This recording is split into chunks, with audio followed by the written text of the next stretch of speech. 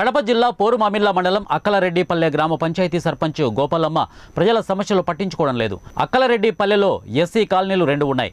ఆ కాలనీలకు తాగునీటి బోరులు 2 ఉన్నాయి. వాటిలో గత 8 నెలలుగా మాల కాలనీలో బోరు చెడిపోయి ఉండగా ప్రజలు సర్పంచ్ను అడగగా పట్టించుకోలేదు.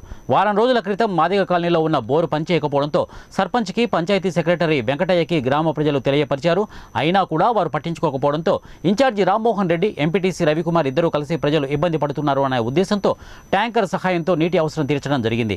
చాలా రోజుల నుంచి గ్రామ పంచాయతీ సమస్యలన్నింటి మీద ఇన్ఛార్జి రామ్మోహన్ రెడ్డి, ఎంపీటీసీ రవికుమార్, గ్రామ ప్రజలు, ఎమ్మెల్సీ డీసీ గోవిందరెడ్డి దృష్టికి తీసుకొని రావడం వల్ల గోవిందరెడ్డి హామీతో పంచాయతీలో కొత్త మోటారు, పైపులు బిగించడం జరిగింది.